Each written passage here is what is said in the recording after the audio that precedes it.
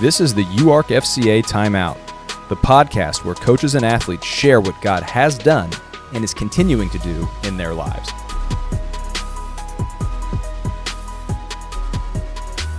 Today, I've got Brooklyn from the University of Arkansas. You know, I could try to introduce you, but please introduce yourself to us. Tell us where you're from, what do you do, as in what sport do you play, how old are you, and just tell us kind of when did you meet the Lord for the first time?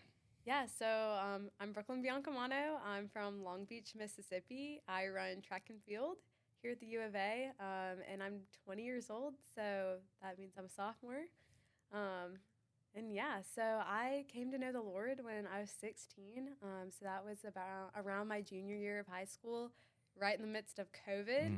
Everyone definitely remembers that time. And yeah, I had the seed planted in my heart, the gospel, when I was really young. I grew up in the Catholic Church and grew up around the things of God, grew up hearing there's a God who loves me, and that there's a God who is like the creator of all.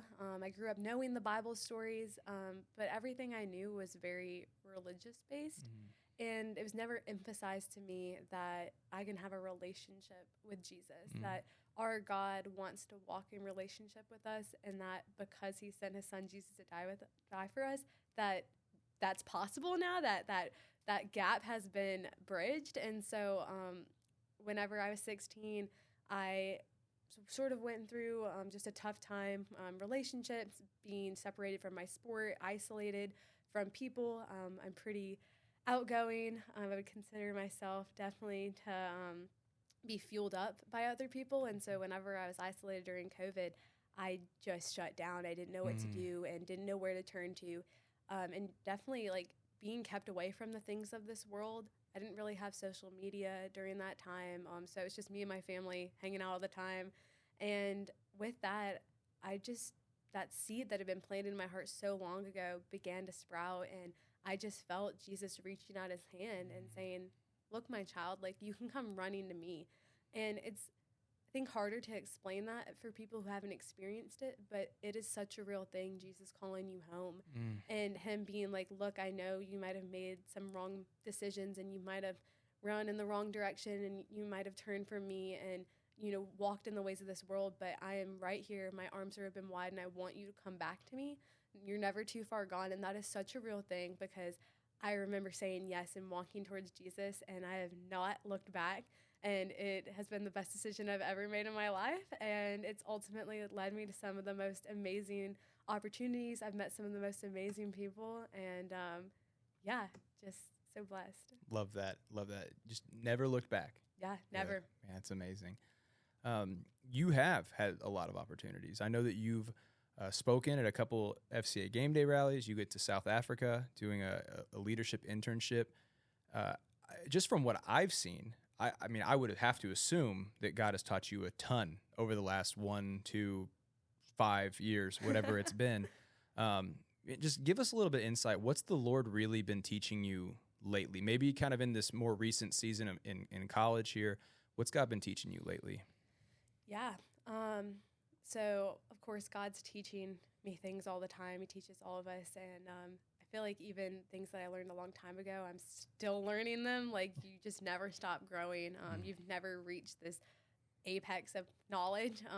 Obviously, God knows so much more than we do, and we're just very limited. But I would say right now, more so just after Thanksgiving break here, just walking into a new season of just watching God have ultimate control over things.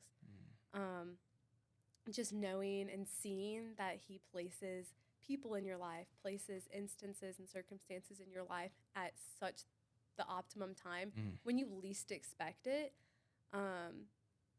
So sometimes, at least for me, I can get in a state of I want everything to go my way and I want to make this happen, or I have a desire for this next season to come about whenever it's not in my control. I have no control over making that happen, yet I strangely get this idea that I do have that control, and that leads to stress and anxiety and honestly me just becoming so worried about my future and worried about what the next thing's going to look like. And God just continues to be faithful in showing me and reminding me that it's not through what I do, but through him. And that if I just back off, let go of the reins and give him control, surrender those desires and doubts and worries and fears to him, that he's just going to give me what I need and just his perfect timing in the perfect way. And most of the time, it's not when I expect it. It's not how I expect it. And it's not what I expect, but it is so much better than any perceived notion that I had or wanted. And so, yeah, I would just say that's ultimately just where I'm at right now, and just in a season of thankfulness for him just continuing to be such a good father.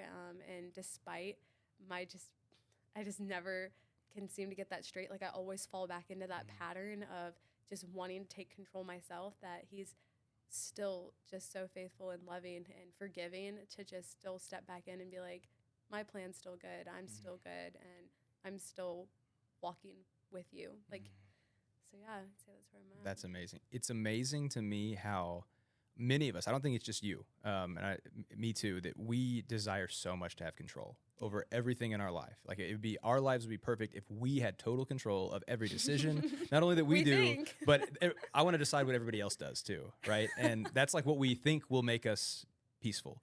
And it's amazing how often when we deliberately choose to say, God, you know what, no, I'm going to surrender to you, that it's all of a sudden there is that peace, right, that kind of surpasses understanding, as Paul would say in Philippians. It's the less control that we choose to retain, the more in control God is, the more peace we have. And that's what I feel like I hear you saying, and it's so amazing. So when you think about that maybe there's a story, maybe there's a specific moment that led to that realization, but I'm curious how that kind of releasing control, how have you applied that in your life, and how would you maybe encourage others, like, that they can apply that principle in their lives?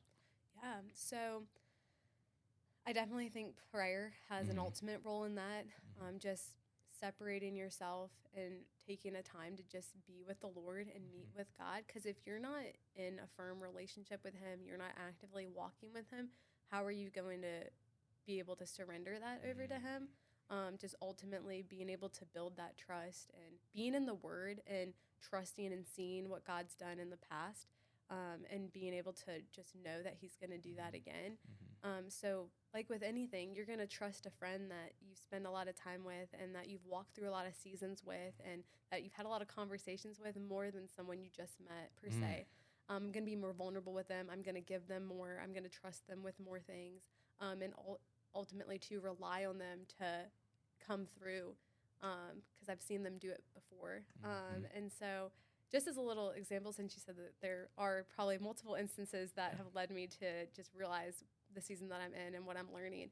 And I would just say one of them is sort of my summer plans and the expectation that I have for them. So I was supposed to potentially go on a trip with FCA to Israel this coming summer in 2024. Due to some unforeseen circumstances, that trip's most likely not happening. And so I was just very fearful for, well, what is my summer going to look like? I want to honor the Lord with my summer. I want to be a good steward of the time and the people that God placed me around. But I want to just find that opportunity.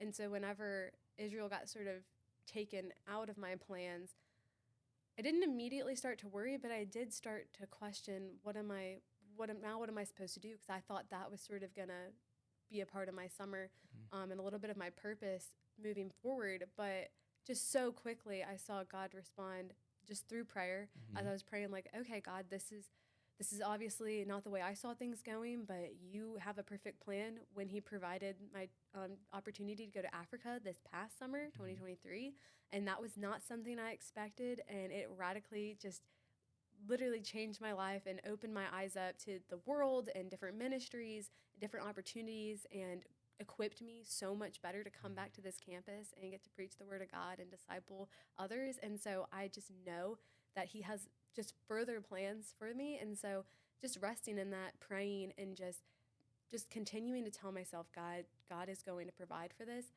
Within the past week, I've had 2 different conversations for 2 different mission opportunities this summer in 2 different countries. And then also through my church, there are other opportunities, which I'm not sure if that's something I'm going to be a part of. Some other mission trips they're doing due to some conflicts with my own schedule. But just watching that unfold, it's taken all the doubt and worry away immediately. Knowing like, okay, God's working it out. I didn't even have to bring up these conversations. He just inserted the people. I didn't even know one of the ladies. I talked to her last night, and she was looking at me and was like, yeah, I do sports missions, and we go and do sports camps. And I was like, where? And she was like, Italy. And I was like, that's so awesome. And she's like, want to go? Wow. Now, not saying I'm going to go, but just that the opportunity was presented, and that more opportunities than I even thought possible are now at my plate. I don't know how they're all going to play out, but just God has been so faithful to be like, boom, boom, boom, boom, boom. Like here, like this one thing fell through, but I can instantly supply so much more than you even thought possible. Wow, yeah.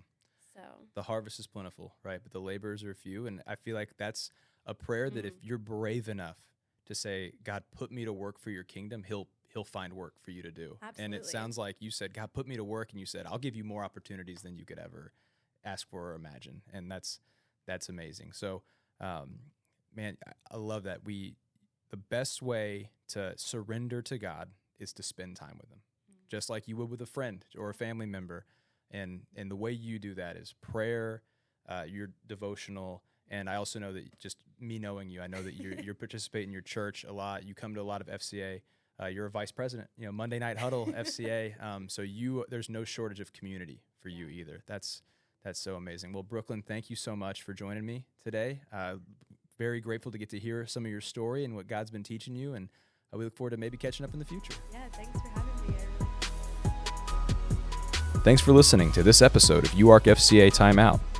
If you enjoyed the story, learned something new, or both, consider subscribing and sharing this episode with a friend. You can follow us online at UARKFCA, and always remember to take the time out to recognize that you have a powerful story too.